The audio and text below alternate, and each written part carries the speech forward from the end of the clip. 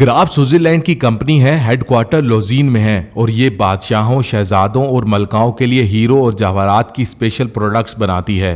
یہ products markets میں نہیں ملتی، یہ صرف محلات میں جاتی ہیں اور وہیں استعمال ہوتی ہیں۔ گراف نے 2018 میں سعودی عرب کے ولی عہد کے لیے 2 اسپیشل گھڑیاں بنائی تھیں۔ عمران خان بطور وزیر اعظم جب 18 سپٹمبر 2018 کو سعودی عرب کے پہلے دورے پر گئے تو ولی عہد نے وزیر اعظم کو گراف کی گھڑی، 2 ہیرے جڑے کف لنکس، سونے کا ایک پین اور ایک انگوٹھی بطور تحفہ دی۔ پوری دنیا میں حکمرانوں کو تحائف دیتے ہیں۔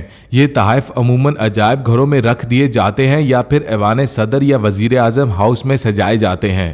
وائٹ ہاؤس میں اس کی سب سے بڑی مثال ملتی ہے۔ وہاں 200 سال پرانے تحفے نمائش کے لیے رکھے ہیں۔ تاہم پاکستان میں روایت ذرا سی مختلف ہے۔ یہاں صدر یا وزیر اعظم کو ملنے والے تحائف توشہ خانہ میں جمع کرا دیے جاتے ہیں۔ اب توشہ خانہ کیا ہے؟ توشہ خانہ مغلوں کے دور میں ہندوستان میں بنا تھا۔ اس میں بادشاہ کو ملنے والے تحائف رکھے جاتے تھے۔ بادشاہ اپنے مہمانوں اور درباریوں کو خلعت عطا کرتا تھا۔ یہ خلعت بھی توشہ خانہ میں رکھی جاتی تھی اور وہیں سے منگوا کر مہمانوں کو عنایت کی جاتی تھی۔ توشہ خانہ مغلوں سے ایسٹ انڈیا کمپنی میں آیا، پھر وائسرائے کے پاس آیا اور قیام پاکستان کے بعد حکومت پاکستان کے پاس آ گیا۔ ایسٹ انڈیا کمپنی اور برطانوی دور میں سرکاری تحائف کو سرکاری ملکیت سمجھا جاتا تھا اور کوئی اہلکار انہیں ذاتی طور پر استعمال نہیں کر سکتا تھا۔ پاکستان میں بھی شروع میں یہی روایت تھی۔ بیوروکریٹ سے لے کر صدر تک تمام تحائف توشہ خانہ میں جمع ہوتے تھے، لیکن پھر غالباً ذوالفقار علی بھٹو کے دور میں اس رول میں تبدیلی آ گئی اور توشہ خانہ کے اہلکار تحائف کی قیمت کا تخمینہ لگاتے اور پھر اس قیمت کا 20% خزانے میں جمع کرا کر تحفہ حاصل کرنے والا شخص تحفہ ذاتی استعمال میں لانے لگا۔ لہٰذا ذوالفقار علی بھٹو سے لے کر عمران خان تک اس سہولت سے فائدہ اٹھاتے رہے اور یہ سہولت اس حد تک جائز ہوتی تھی۔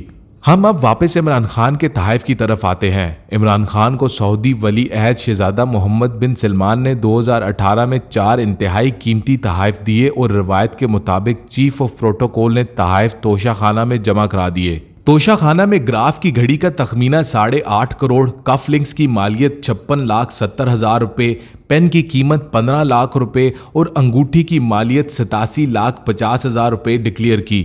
چاروں تحائف کی ٹوٹل مالیت 10 کروڑ 92 لاکھ روپے بنی اور اس کا 20% 2 کروڑ 2,78,000 روپے بنا۔ عمران خان نے یہ رقم خزانے میں جمع کرائی اور چاروں تحائف توشہ خانے سے لے لیے۔ یہ معاملہ یہاں تک بھی جائز اور قانونی تھا، لیکن اس کے بعد سٹوری میں 2 ٹوسٹ آئے اور یہ سکینڈل بن گیا۔ وزیر اعظم نے 2 کروڑ 2,78,000 روپے کی رقم اپنی ٹیکس ریٹرنز میں ڈکلیئر نہیں کی تھی۔ یہ رقم ان کے اکاؤنٹس میں سرے سے موجود ہی نہیں تھی، لہٰذا سوال پیدا ہوا یہ رقم پھر کہاں سے آئی۔ دوسرا، چند ماہ بعد گراف کے دبئی آفس نے اپنے ہیڈ کوارٹر کو مطلع کیا کہ ولی عہد کے لیے بنائی گئی گھڑیوں میں سے ایک فروخت کے لیے ہمارے پاس آئی ہے، ہم کیا کریں؟ ہیڈ کوارٹر نے ولی عہد کے سیکرٹری سے رابطہ کیا اور سیکرٹری نے ولی عہد سے پوچھا۔ وہ اس حرکت پر حیران رہ گئے، تاہم انہوں نے گھڑی خریدنے کا عندیہ دے دیا اور یوں وہ گھڑی گراف نے 14 کروڑ روپے میں خرید کر ولی عہد کو بھجوا دی۔ یہ حرکت غیر اخلاقی بھی تھی، غیر قانونی بھی اور غیر سفارتی بھی۔ یہاں پر ایک سوال پیدا ہوتا ہے، گھڑی دبئی میں کس نے فروخت کی تھی؟ پارٹی کے چند لوگ زلفی بخاری کو اس کا ذمہ دار قرار دیتے ہیں اور یہ الزام لگاتے ہیں خاتون اول نے گھڑی زلفی بخاری کو دی اور زلفی بخاری اسے دبئی میں فروخت کرائے۔ میں نے اتوار کو تصدیق کے لیے زلفی بخاری سے رابطہ کیا، لیکن ان کا دعویٰ تھا میں نے زندگی میں یہ گھڑی دیکھی اور نہ ہی میں اس معاملے میں انوالو ہوا۔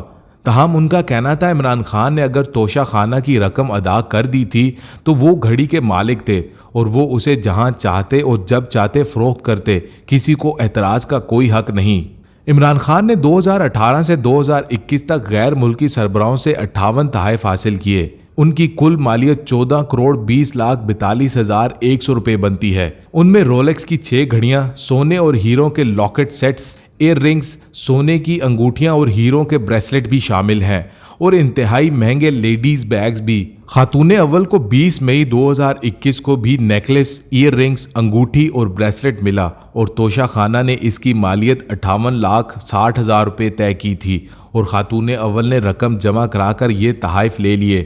سوال یہ ہے کہ کیا یہ تحائف عمران خان اور بشرا بی بی کو ملے یا وزیر اعظم اور خاتون اول کو؟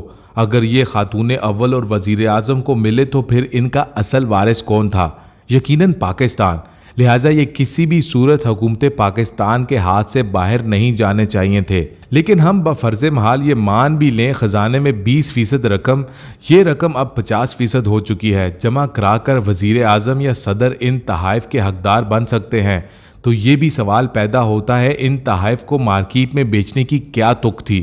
یہ حرکت یقیناً سفارتی تعلقات کی خرابی کا باعث بنتی ہے، اور شاید یہ وہ بات تھی جس کی وجہ سے ہمارے وزیر اعظم عمران خان 21 سپٹمبر 2019 کو سعودی شاہی جہاز پر امریکہ کے دورے پر گئے، لیکن رائل فیملی نے واپسی سے پہلے اپنا جہاز واپس منگا لیا اور وزیر اعظم کمرشل فلائٹ سے پاکستان تشریف لائے۔ کیا یہ دنیا کی پہلی اسلامک نیوکلیئر پاور کے شان شان تھا، اور کیا یہ وہ وقار ہے ہم جس کی بحالی کے دعوے کر رہے ہیں؟ عمران خان اس وقت امپورٹڈ حکومت کے خلاف سڑکوں پر جہاد کر رہے ہیں، یہ بے شک کریں، لیکن سوال پیدا ہوتا ہے یہ گورنمنٹ اگر امپورٹڈ ہے تو اس نے آتے ہی کچھ نہ کچھ کرنا شروع کر دیا ہے۔ 5 دن میں اسلام آباد ایئرپورٹ تک میٹرو بس شروع ہو گئی، اور یہ منصوبہ 4 سال سے بند پڑا تھا۔ اس پر 15-16 ارب روپے خرچ ہوئے تھے، مگر پچھلی حکومت یہ بس نہیں چلا سکی۔ اگر آپ قومی حکومت تھے تو آپ کم از کم یہ تو کر دیتے۔ یہ حکومت ڈالر کو بھی 8-9 روپے نیچے لے آئی، اور اس نے شدید مالیاتی دباؤ کے باوجود پیٹرول کی قیمتیں بھی بڑھانے سے انکار کر دیا، اور اب یہ دیا میر بادشاہ اور سی پیک کی رفتار بھی بڑھا رہی ہے، اور کراچی کے بند منصوبے بھی شروع کر رہی ہے۔ عمران خان کو ان کاموں سے کس نے روکا تھا؟ یہ کام بھی تو کسی نے کرنے تھے۔ میں دل سے سمجھتا ہوں پنجاب میں حمزہ شہباز کو وزیر اعلیٰ نہیں ہونا چاہیے تھا۔ وفاق میں والد اور ملک کے سب سے بڑے صوبے میں بیٹا، اس کی کوئی جسٹیفیکیشن نہیں، اور یہ وہ سیاسی غلطی ہے جس کا جواب اس حکومت کو روز دینا پڑے گا۔ لیکن اس کے باوجود میرے ذہن میں یہ سوال بھی پیدا ہوتا ہے حمزہ شہباز خواہ کتنا ہی غلط اور غیر سیاسی فیصلہ کیوں نہ ہو، لیکن یہ کم از کم عثمان بزدار سے تو بہتر ہی ہوگا۔ پوری دنیا عمران خان کو سمجھاتی رہی، لیکن یہ عثمان بزدار سے ہی ترقی کی امید لگا کر بیٹھے رہے۔ عثمان بزدار نے پاکستانی تاریخ میں سب سے زیادہ ہیلی کاپٹر استعمال کیا، لیکن 3.5 برسوں میں صوبے کا بیڑا غرق کر دیا۔ بزدار کے بعد حمزہ شہباز انتہائی غیر سیاسی فیصلے کے باوجود عثمان بزدار سے بہتر ثابت ہو گئے، اور پنجاب کی عوام کی سانس میں سانس آ گئی۔ عمران خان اگر آج سے 3 سال پہلے پرویز الہی کو وزیر اعلیٰ بنا دیتے یا علیم خان کو موقع دیتے تو آج یہ جلسوں میں امپورٹڈ حکومت کے تانے نہ دے رہے ہوتے، یہ آج بھی وزیر اعظم ہوتے، لیکن شاید یہ اس ذہنی کیفیت میں چلے گئے ہیں جس میں انسان خود کو ہر حال میں ٹھیک اور دوسروں کو غلط سمجھتا ہے۔ قائد اعظم کے بعد عمران خان دوسرے لیڈر تھے جنہیں عوام اور اسٹیبلشمنٹ کی اتنی سپورٹ ملی، لیکن افسوس انہوں نے ملک کے ساتھ بھی وہی سلوک کیا جو انہوں نے گراف کی گھڑی کے ساتھ کیا تھا۔ لہٰذا آج اگر ان کی گھڑی کے بارے میں پوچھا جائے تو یہ مسکرا کر کہتے ہیں گھڑی میری تھی، میں نے بیچ دی، اور ملک کے بارے میں بھی ان کا یہی خیال ہوتا ہے، میرا ملک تھا، میں اسے عثمان بزدار کے حوالے کرتا یا محمود خان کے۔ آپ پوچھنے والے کون ہوتے ہیں؟ آپ دل پر ہاتھ رکھ کر جواب دیجئے، کیا اس آرگومنٹ کا کوئی جواب ہو سکتا ہے؟ اگر ہاں تو یہ جواب کون دے گا؟ میرا خیال ہے قوم یوتھ کے علاوہ اس منطق کو کوئی سمجھ سکتا ہے اور نہ بیان کر سکتا ہے۔